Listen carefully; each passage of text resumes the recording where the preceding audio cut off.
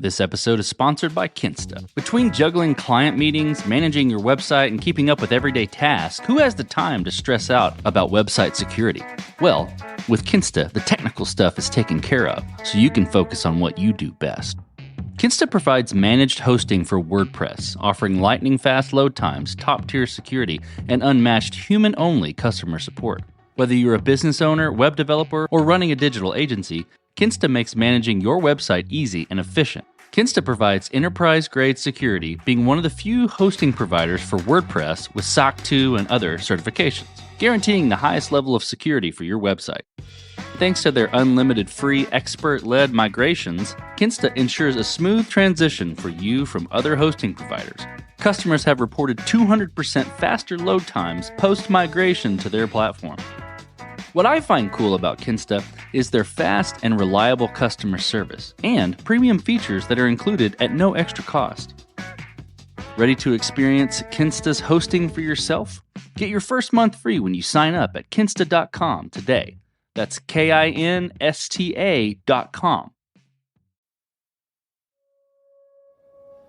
Hey guys, we've officially wrapped up season 1 of the podcast. It's been an amazing journey, and I've been able to glean so many incredible insights from our incredible guests. A big shout out and thank you to everyone who's been on the show. Today we have another bonus episode for your enjoyment. A few weeks ago I sat down with Paolo on the Milestone Hackers podcast and had a great chat about startup life, co-founding partners, balancing family and startup life, and how to avoid fear. As always, if you're enjoying the show, please consider leaving us a rating and a review. And consider supporting the show financially by buying some Code Story gear at codestory.co/store or by checking us out on Patreon by going to codestory.co/Patreon. Enjoy today's bonus episode on the Milestone Hackers podcast.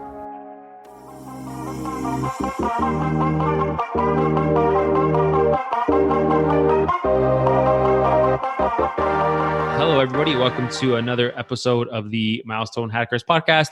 And I am here joined with another guest who I will say is a serial founder who has successfully, launched and created various products. And his name is Noah Lappart. Hi, Noah. Welcome to the show. Hi. Thanks for having me, Paolo. Great. Awesome. And so, Noah, just for the listeners, can you maybe just tell them a little bit about who you are and what maybe your journey has been from the initial launching of a business to where you are now? Sure. Yeah, absolutely. I graduated college in 2005 and started working in corporate America.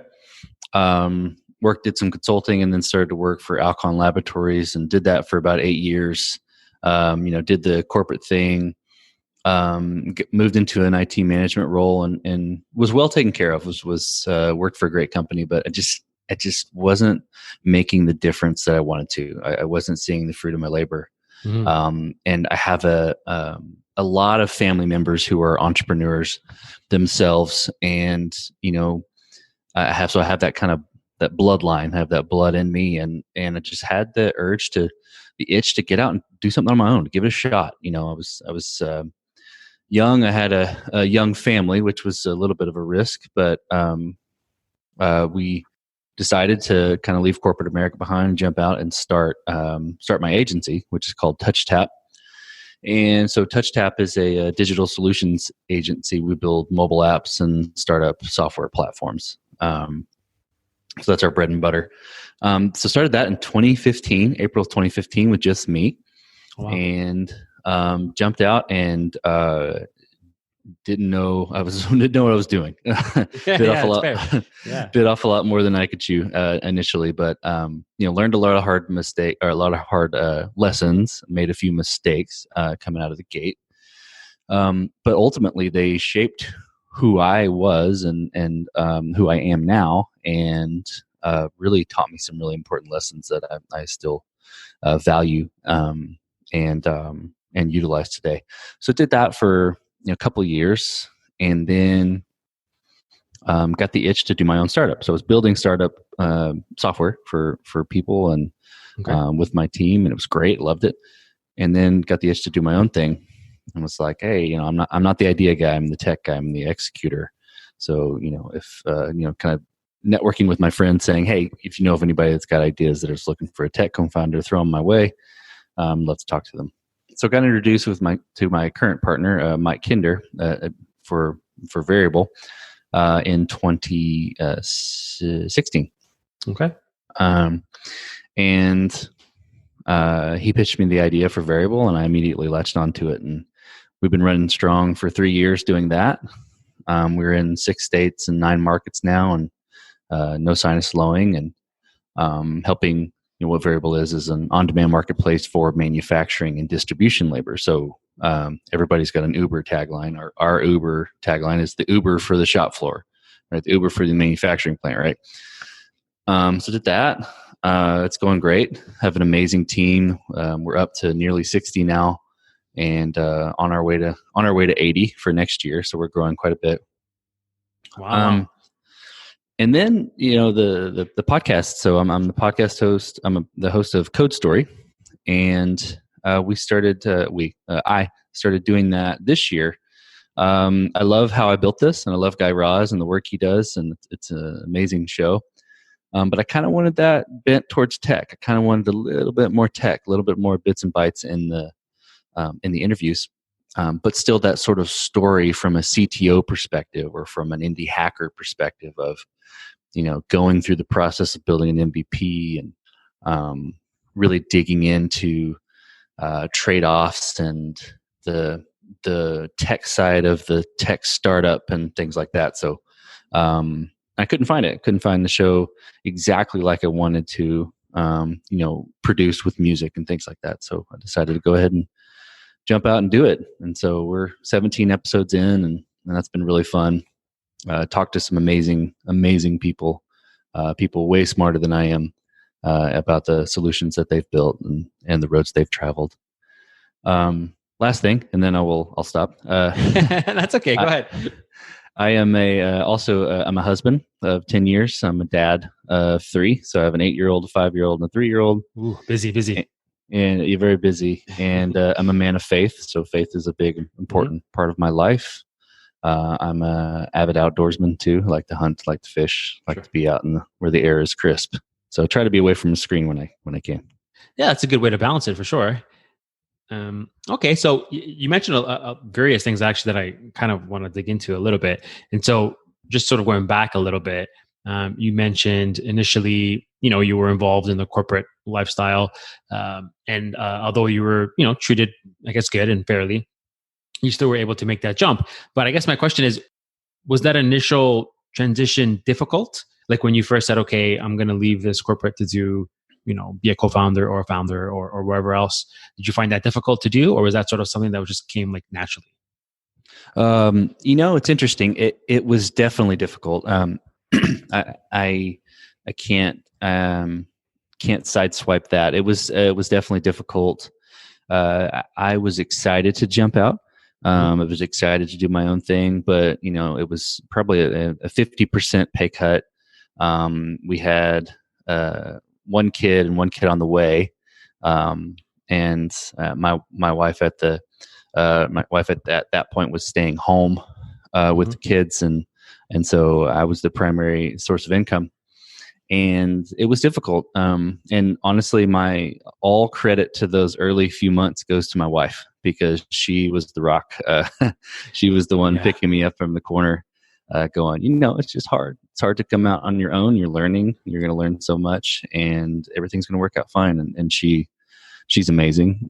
She really helped support me through that time of transition.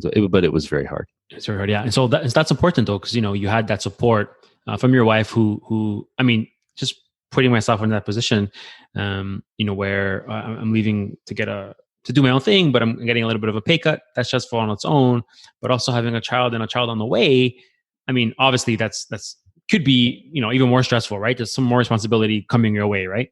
So as you mentioned, I guess the support from your wife was key in that, which I kind of wanted to highlight and shout out to her for doing that, because that's an important thing to sort of help you along your way and help the family and everything, but also, you know, just again going through the whole aspect of, you know, being pregnant and expecting you know, to sort of pick up the slack, if you will, while you sort of are trying to make things work. Good on her for that, really. That's really good to hear. And so, yeah, absolutely, she's amazing. Yeah, and you also mentioned that sort of you learned some lessons, or you learned from some mistakes along the way. Is there anything you can share, maybe like one or two things that sort of stick out that you've kind of experienced that you thought, although this was difficult at the time, I learned, you know, whatever it is from this experience, and then that kind of stuck with you. Is there anything that comes to mind? Oh, sure. There's a lot. There's definitely one big one though. Okay. When I jumped out from the corporate world and started my agency again, it was just me. And the first project that I jumped out to take on was building a startup solution, a software platform for a salon, but fully remote. The salon was in New Hampshire, and I'm in Texas. Okay. And you know, I had done project management. I'd led teams at in the corporate world. So I wasn't afraid of that, and felt like I kind of had it figured out. What I realized was I bit off way more than I could chew. I immediately sort of lost control of the project management, of the budget, of a lot of the quality of the work that we were creating, and I did a very poor job of all of those things. The developers I worked with were amazing. They're great. There's still some really good friends today that worked on the project, but it was tough. Essentially had to pay them and then go back to the client and say, I can't produce what you're asking for. I've lost control of the project. I bit off way more than I could chew. Tried to give her the software as it was. She didn't like that, obviously, because it wasn't finished. Exactly. So we kind of had some back and forth, almost got to a legal point where we had to bring in lawyers, and I was like, let me just give you your money back. Wow. And so essentially I paid all of the developers that worked for me and took care of them, because that's something I definitely always believe in. I'm the founder. I'm the project owner. I take the hits. The workers don't take the hits. Sure. So paid my developers, and then ended up having to pay this client back out of my own savings. So some money that we had saved up that was sort of supposed to be our cushion, kind of coming out of the corporate America world, and went away like that. So that was a really hard lesson, and I had a hard time with it. I was like, did I make a mistake? Did I do the wrong thing here? And again, my wife was incredibly supportive and encouraged me, to reflect on, what went wrong and think about how I could do things differently. And I did. I decided from that point on, okay, I gotta stop trying to just, bite the whole elephant and just take one bite at a time. So I just jumped out and took on a project that was just enough for me to where we could make money and pay the bills, and had some success there. Then took on some more projects. And then after that, realized, okay, I've got too many projects. I need some help. So then brought on some help from there. And then when two people got overwhelmed, just continued to bring on more and more help as the pipeline demanded it. And grew small, and grew well over time. And that ended up being a lesson I still carry with me today. It's like, just take it one bite at a time, take it one piece at a time. Don't bite off more than you can chew, and be realistic with what you can achieve. Yeah. And so thank you for sharing that as well, because I mean, sometimes, just sort of being on social media and things like that, especially with like technical founders, a lot of the times when I'm like reading certain things on the internet, it seems to be really focusing on the positive side of things, which, I mean, no doubt there's a lot of positive things, whether that's milestones that they've hit, what their MRR is per month, various things. But seldom I hear the opposite, like what maybe didn't go according to plan, or what lessons they learned along the way, or something that they maybe thought was going to transpire, and maybe they failed that certain aspect of things. But the key important thing here is, you don't let that sort of drag you down in terms of quitting, for example. I mean, you yes, it's hard, and maybe you emotionally takes a toll and the rest of it, but just the fact that you're able to sort of regather your thoughts and then sort of go at it again. So even though there's mistakes out there that occur, and they're going to occur no matter which stage you're in, I think the key is don't let that totally derail you. It might derail you for a little bit, but just know that get back on the train and let's sort of have that attempt again, right? So absolutely, I think that's important. And so then, in terms of like the technical side of things, are you like a technical founder then? Yeah, okay. I am. I definitely am. I definitely dabble in not dabble. I definitely am tech minded. I'm a developer at heart. I like to build things. I like to architect solutions. That's kind of where my head goes more these days, is the architecture more than the actual coding. But yeah, I've built lots of things with my hands. Okay. No, very good. And so then, how did that like transpire? Was that something you just learned yourself, or did you like go to like a boot camp or something, or how did that? Sure. Good question. So I'm a graduate of Texas A&M. I graduated with a computer science degree and an applied mathematics degree.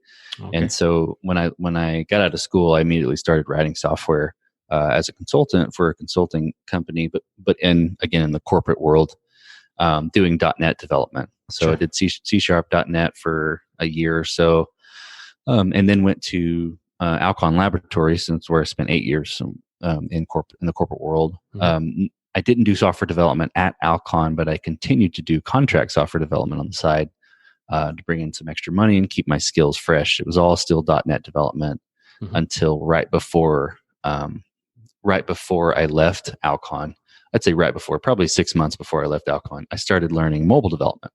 So I taught myself Objective-C, bought a Mac, started building mobile apps, did a few projects, did a project with a buddy where we built a mobile app that was a sports fan experience that kind of aggregated RSS, YouTube, a bunch of different medium, social media and things all in one spot for a certain team. And then we flipped that for different sports teams. We called it Sports Insider. So that was a really cool project to kind of get my feet wet. Yeah. And in doing that, I learned a ton. Obviously picked up mobile development and iOS development, and then jumped out, started doing it on my own from there. Okay, and that's interesting too, because I've sort of heard this, because I'm not technical, not technical. I'm not sure where I stand at this point, but I'm trying. So I've taken like the whatever courses I can that are free, like free to code camp, things like that. I watched a lot of YouTube videos, and I found just recently what's helping me, I guess in conjunction with that, but even more so, is working on on a project that I actually want to work on. That seems to propel me a little bit in terms of like trying to really diagnose like, okay, well, why am I getting this error? And like really try to wrap my head around it, rather than just like watching a YouTube video and just like following verbatim like what they're doing, and then having them sort of go through all that troubleshooting. And then it just seems like when I follow the video, I don't sort of learn as much as if I just kind of do it on my own. And that's something that I'm kind of sort of toying with now, is just building things by myself. And just, yes, it's frustrating sometimes. And just even just trying to find the right words to like search to get an answer is something that sometimes is frustrating. But I found that this approach is definitely helpful for anyone out there who's maybe thinking about doing the same, like learning how to code or whatever. I mean, don't get me wrong, the courses are completely fine and they're great as an introduction to things, but I think it reaches a point where it kind of starts sounding like mumbo jumbo if you don't actually go out there and just do it. So I just wanted to like raise that. Yeah, absolutely. Yeah. And so you had mentioned TouchTap, and that was your, I guess, what I call that, quote unquote, your baby. Is that still sort of like the most popular product out there right now? No, actually, so TouchTap is my agency, okay. And actually, it's kind of wound down. It's still around and still alive, but the pipeline has definitely gotten smaller, and really, it's from lack of attention to it. So Variable is actually my main thing right now. So I'm co-founder and CTO at Variable. So we have a much bigger team, we have a much bigger footprint, and we're growing rapidly. So that's the main thing right now, and the podcast too. And so then when you met your co-founder, I guess Mike, how did that how did you guys know you would like be a good fit to work together? Like I'm assuming you guys met at some point. Did you like have multiple like meetings, or like how did you guys decide, okay, you know what, we can work with each other here. We can make this work.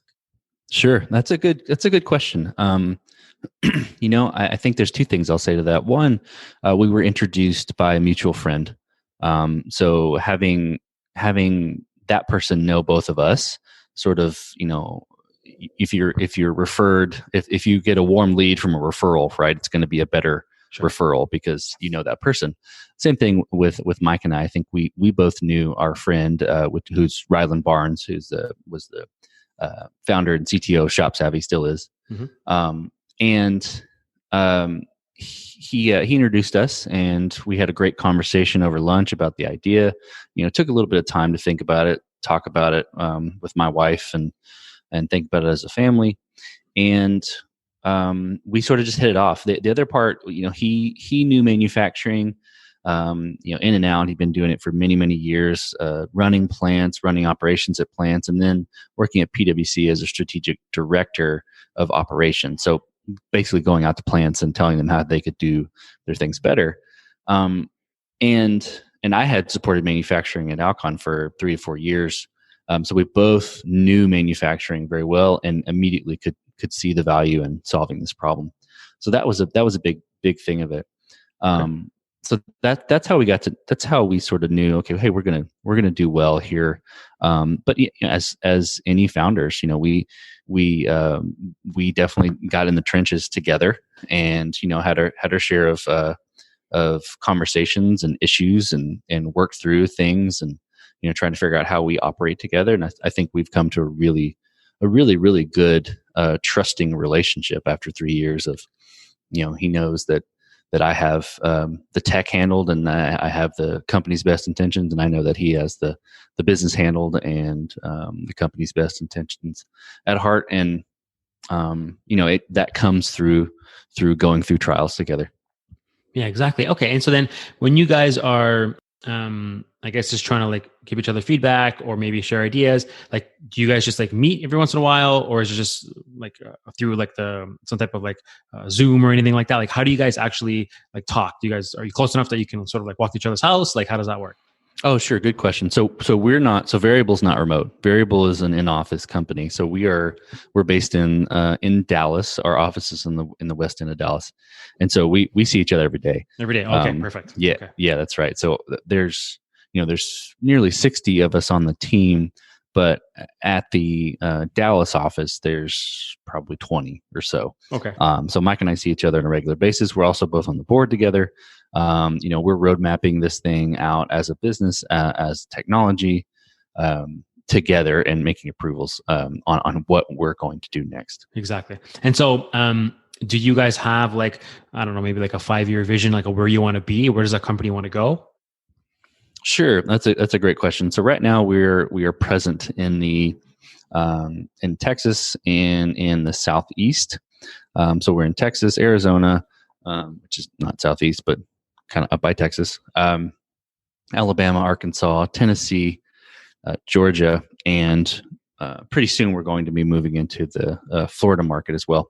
Okay. Our goals moving forward kind of remain the same, is educating businesses on a new labor paradigm. So manufacturing has traditionally used full-time labor and temp staffing. Mm-hmm. What we're not is temp staffing, and we're definitely not full-time labor.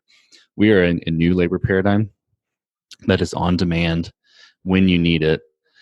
It's not temp staffing where you bring in people, you don't get to choose who they are, and they work for a set amount of time. Yeah. We bring in people that can work by the piece, or work on a Monday and that's it, or work on the weekend, or different off shifts, things like that. So our goals are to educate the manufacturing distribution space on this new way to use labor. And in doing that, we want to expand geography.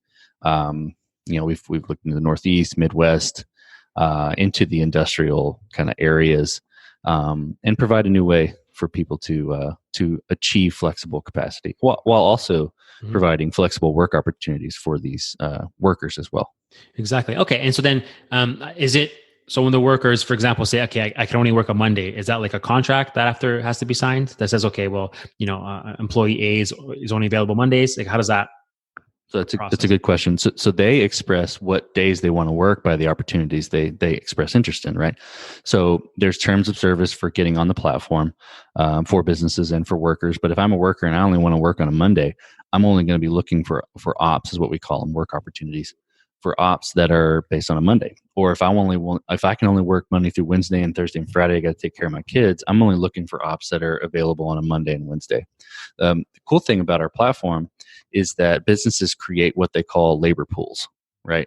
People they've worked with that know their operation, know their tool set, perhaps even know their products, but basically have gone through and have been sort of vetted.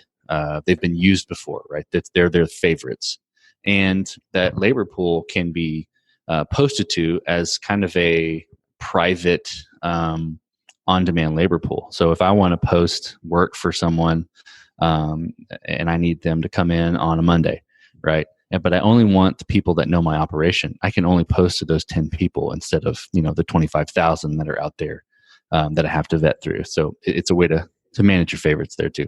That's a neat way of managing it. Actually, it's really unique. I've never heard of that. So that's a very unique idea. And so has that been fairly successful then up to now? It has, yeah, it has. We've been our flagship market was North Texas, so it's DFW, a little bit north of DFW, and down all the way to Waco. And then our biggest market is our Houston market, but it's been taking off a little bit better in Houston. But no, once we get a chance to educate manufacturers, distributors, warehouses on this new labor paradigm, it just clicks. It makes sense for the operations people. They're like, okay, so I can variabilize my labor, and I can make it to where I don't have a fixed full-time capacity. I have a variable capacity based on my demand, and I bring people in and out. Then we're essentially allowing them to achieve that flexible capacity, chase after revenue opportunities, lower their administrative costs because they're not hiring and firing people. So it's a much better situation. And then on the worker side, it's great for them because they get to work when they want. They get to work in the industry that they want to. Mm-hmm. They get paid daily. So it's been a really attractive opportunity on both sides. Wow. Sounds like a really good business. So congratulations for that. Thank you. Far. Yeah. Okay. And so, I guess like overview of things. So, when you worked in all these various places and you like founded various things here. And you mentioned, on your spare time, of course you have a family. How do you, I guess, like, how did you balance the time between all these, I guess, business responsibilities versus like family, which is obviously important to you? Like, how did you find that happy medium, like in the middle for both things? Sure, that's a great question, and I'll be transparent. I don't always do it well, and I didn't always do it well. Sure. I think that for me, what is helpful is to remember what's really important. All of these opportunities and ventures and businesses can go away tomorrow, and what am I left with? I'm left with my family. They're the most important thing. My wife is the most important. My God, my faith is most important. My wife is also extremely important. My kids are extremely important. And whether I'm doing these exciting ventures and things or not, what's really important is that they know that I love them, that they know that I'm here for them, and so I try to make sure that I am keeping my priorities straight. I don't always do that well. Definitely being a human being, being a man. But I do strive for that. And when I don't do it well, I try to be accountable to that and make amends. What is cool about doing your own thing in your own business is you are able to sort of make your schedule, or you have more flexibility in your schedule. So I'm much more able to go to functions for my kids. I coached my son's baseball team this year. Oh, cool. So we get to do a lot of fun things. The kids are still young, so my wife and I are still craving taking some trips together, and that's hopefully on the list for next year. But okay. But that's just keeping them the main thing. keeping faith and family the main thing over these adventures. Awesome. Okay, and so then, one other thing you mentioned too was a few hobbies, and you like to sort of be outdoors. I'm just trying to like think, when you have like maybe a very busy or hectic schedule for a period of time, does that break just by going outside, maybe being away from things for a little bit in terms of like work capacity?